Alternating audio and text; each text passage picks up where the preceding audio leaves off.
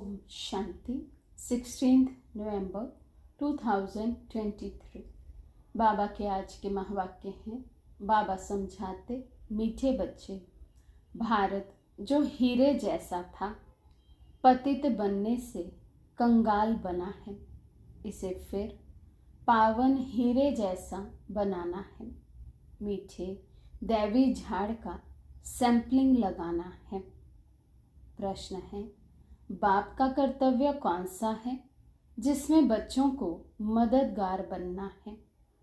बाबा समझाते, सारे विश्व पर एक डीटी गवर्नमेंट स्थापन करना, अनेक धर्मों का विनाश और एक सत धर्म की स्थापना करना, यही बाप का कर्तव्य है।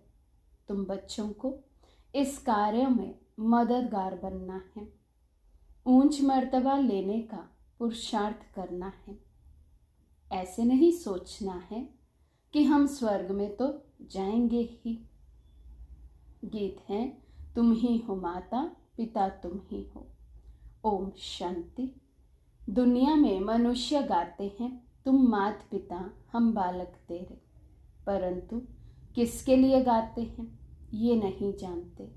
ये भी वंडरफुल बात है, सिर्फ कहने मात्र कह देते हैं। तुम बच्चों की बुद्धि में है कि बरोबर ये मात पिता कौन है। ये परम धाम का रहवासी है। परम धाम एक ही है। सतयुग को परम धाम नहीं कहा जाता। सतयुग तो यहाँ होता है ना। परम धाम में रहने वाले तो सब हम हैं। तुम जानते हो, हम आत्माएं परम धाम निर्वाण देश से आती हैं। इस साकार सृष्टि में स्वर्ग कोई ऊपर नहीं है। आते तो तुम भी परम धाम से हो। तुम बच्चे अब जानते हो, हम आत्माएं शरीर द्वारा पाठ बजा रहे हैं। कितने जन्म लेते हैं, कैसे पाठ बजाते हैं, ये अब जानते हैं।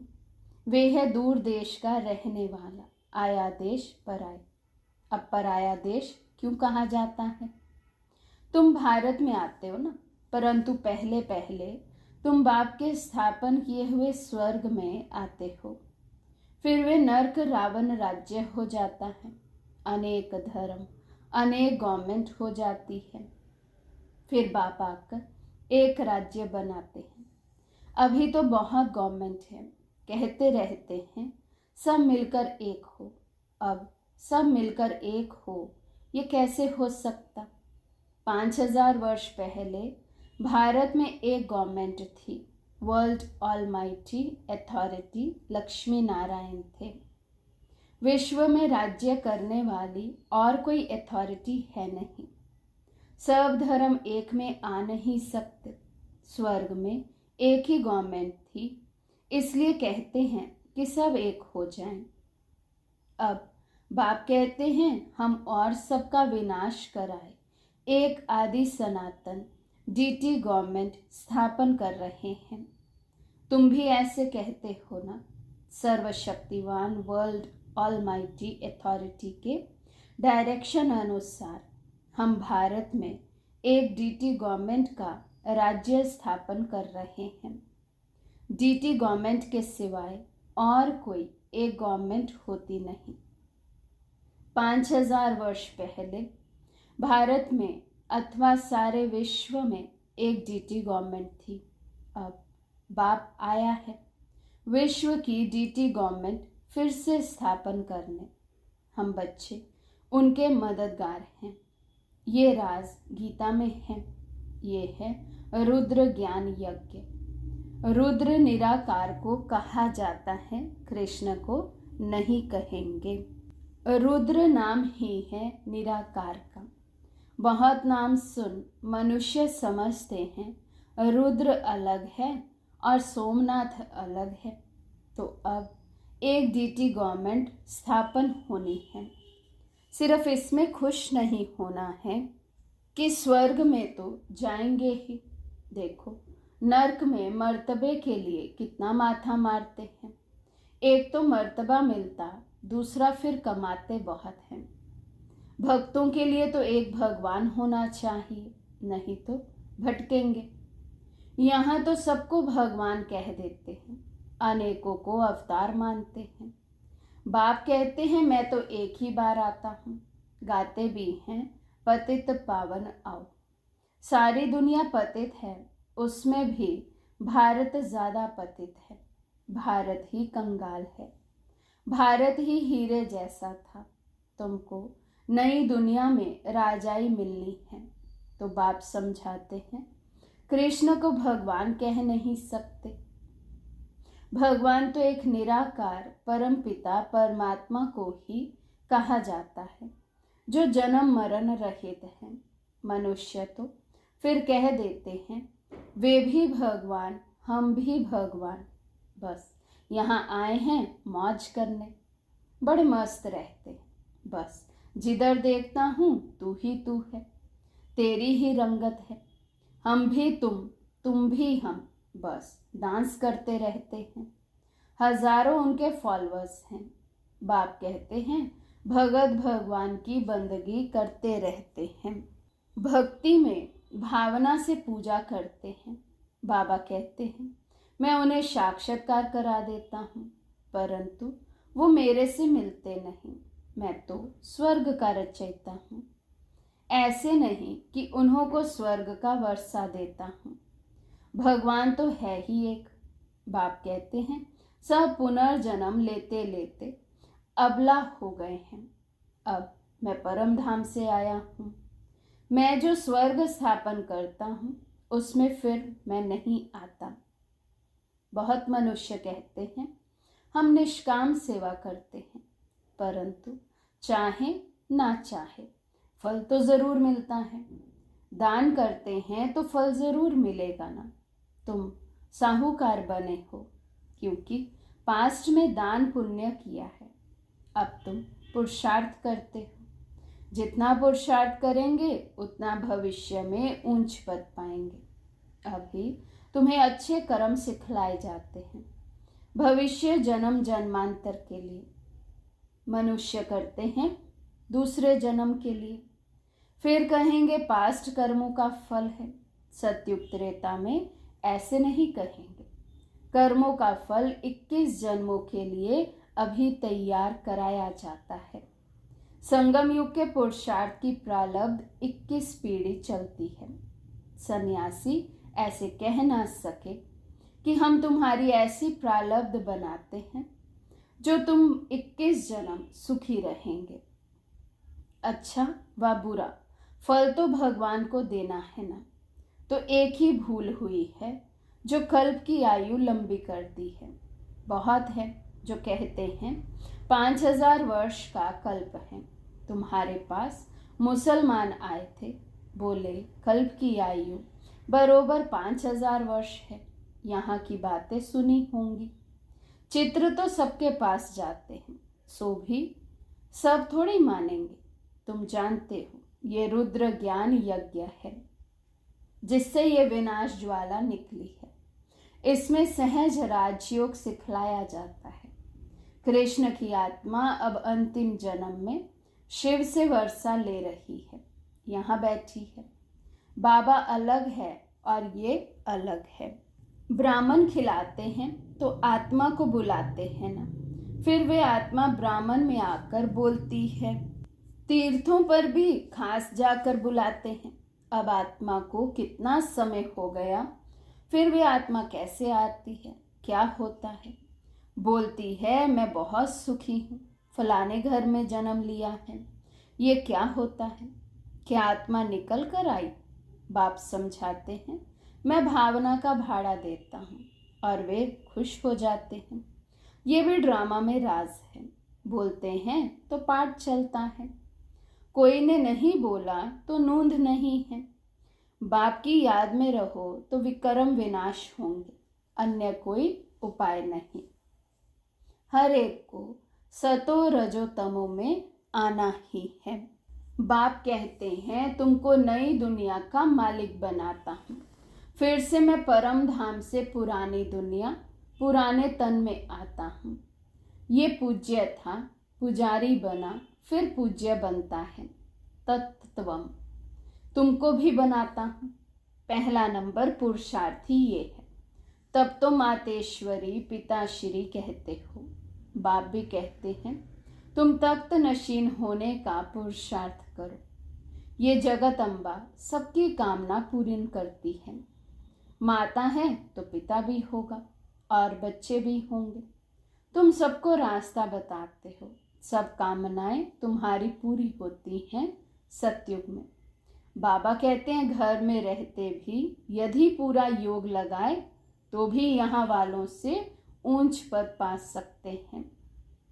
बांधेलियां तो बहुत हैं। रात को भी होम मिनिस्टर को समझा रहे थे ना कि इसके लिए कोई उपाय निकलना चाहिए जो इन अबलाओं पर अत्याचार ना हो। परंतु जब 2-4 बार सुने तब ख्याल में आए तकदीर में होगा तो मानेंगे। पेंचीला ज्ञान है ना। सिख धर्म वालों को भी पता पड़े तो समझे मनुष्य से देवता किए करत ना लागी वार किसने। एक ओंकार सतनाम ये उनकी महिमा है ना। अकाल मूर्त ब्रह्म तत्व उनका तख्त है। कहते हैं ना सिंहासन छोड़कर आओ। बाप बैठ समझाते हैं सारी सृष्टि के आदि मध्य अंत को जानते हैं। ऐसे नहीं सबके दिल को जानते हैं। भगवान को याद करते हैं कि सदगति में ले जाओ। बाबा कहते हैं मैं वर्ल्ड ऑलमाइटी डीटी गवर्नमेंट की स्थापना कर रहा हूँ। ये जो पार्टीशन हुआ है ये सब निकल जाएंगे। हमारे देवी देवता धर्म के जो हैं उनका ही कलम लगाना है। झाड़ तो बहुत बड़ा है। उनमें मीठे ते मीठे हैं देवी देवताएं। उनका फिर सैम्पलिंग लगाना है। अन्य धर्म वाले जो आते हैं वे कोई सैम्पलिंग थोड़ी लगाते हैं। अच्छा आज सत्य गुरुवार है।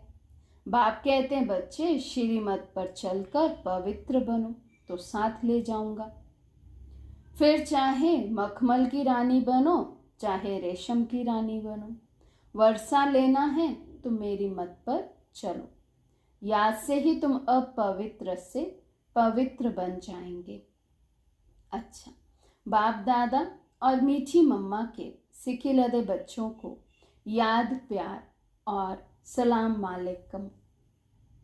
हम रूहानी बच्चों की और रूहानी बाप दादा को दिल व जान सिकवा प्रेम से नमस्ते नमस्ते नमस्ते जी। धारणा के लिए मुख्य सार। फर्स्ट पॉइंट संगम युग के पुरुषार्थ की प्रारब्ध 21 जन्म चलनी है। ये बात स्मृति में रख श्रेष्ठ कर्म करने हैं। ज्ञानदान से अपनी प्रारब्ध बनानी है। सेकंड पॉइंट मीठे दैवी झाड़ का सैंपलिंग लग रहा है इसलिए अति मीठा बनना है। आज का वरदान है ब्राह्मण जन्म की विशेषता और विचित्रता को स्मृति में रख सेवा करने वाले साक्षी भव। ब्राह्मण जन्म की विशेषता और विचित्रता को स्मृति में रख सेवा करने वाले साक्षी भव। ये ब्राह्मण जन्म दिव्य जन्म है।